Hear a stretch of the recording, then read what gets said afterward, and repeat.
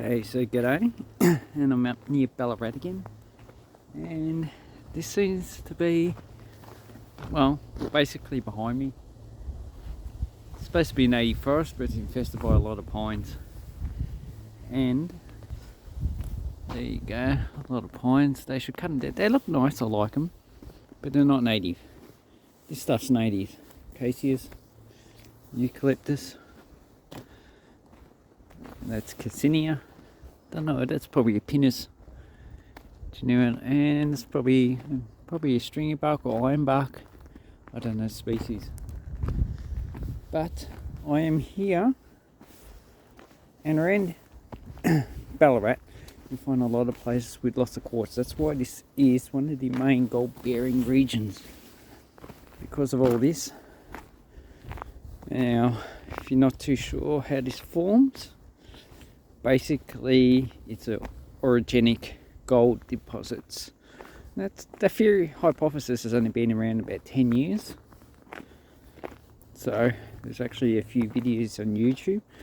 So there's two ways that gold form. There's orogenic, so forms in a metamorphic setting in which the gold is extracted from rock that's been deformed into metamorphic rock.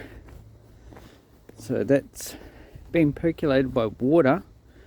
Now the water's probably coming from subduction, so from an underneath plate rising up, and the material, so not this material, this probably has natural gold in it anyway, the material is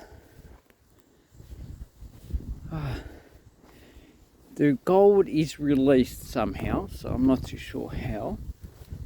That's what I need to look up.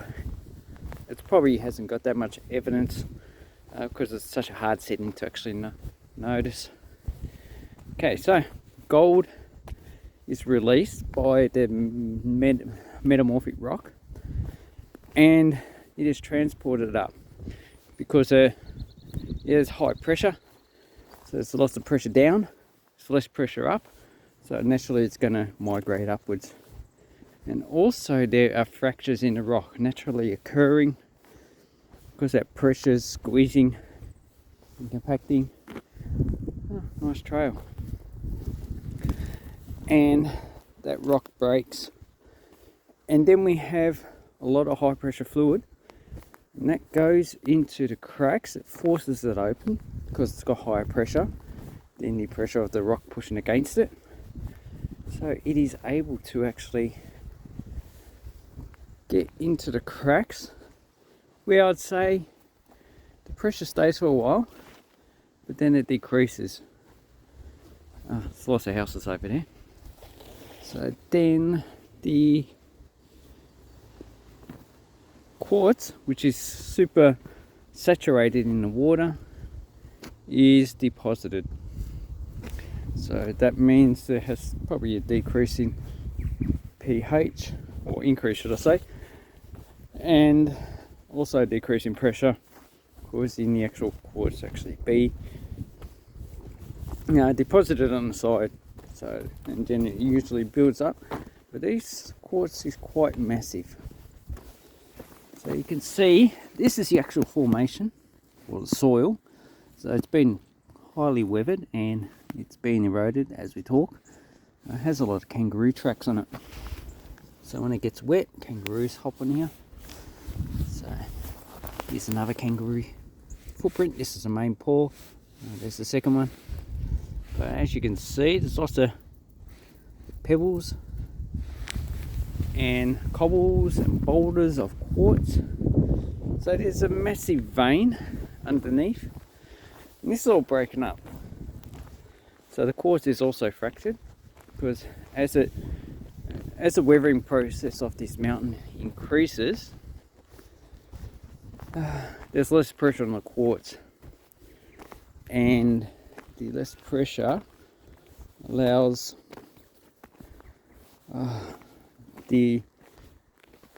so you think increased pressure will actually cause it to crack, but less pressure allows a lot more like water to get in.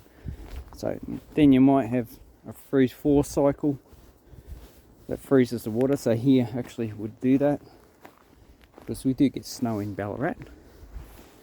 Okay, so here we have a large boulder. Now it looks like it's mineralized, but this is just dirt and surrounding rock, and it looks pretty much just quartz. And as you can see in the soil, it's all basically on top. You do have some underneath, but I'm unsure if that's actually in the actual rock or falling in. So, but it is concentrated because the quartz is a lot harder than the siltstone. Siltstone erodes quite readily. As you can see, it all builds up here. So there's different processes that will break up the quartz. Even the plant roots, you know, could be a fracture in the quartz which naturally develops with all the cycles of the orogenic as well as the exposure process, and they could get into cracks. Roots like to get bigger as the plants get bigger, so that could also force it. And also you got a chemical transformation which is occurring here now. So this one looks like it's been stained. Could be natural. Oh, it is natural, but it could be, I'd say it's more likely an after effect of deposition. So that is very interesting. Hopefully I can find more information about quartz formation, which I will do over the next few days. So along with it, we have basalt. So this is not indigenous to the area. This has been brought in pretty much probably 20-30 years ago to build the track. And as the track's been eroded and weathered, they haven't bothered to put any more. Or could also be piping from a class 2 material that they use to put on top of pipes. That could be what this is. So this trench could be a few things. Could be an exposed pipe that someone's ripped out, so you don't get contamination. It could be weathering, because it's actually going downhill. So that could be it. Or it could be the quartz vein itself, which I think is less likely, but we do have, or it could be like a fault or fracture, but I don't see any evidence of that. So here's a large quartz boulder. So quartz is a mineral as well as a rock. So the basalt is made of different minerals, and it is the rock. So it's got feldspars, plagioclase, micas. We'll probably have some quartz or silica in it, but most of the silica is used up by other minerals before. So minerals like quartz is formed as an end product because, not this big, this is formed a different way, but in igneous rock.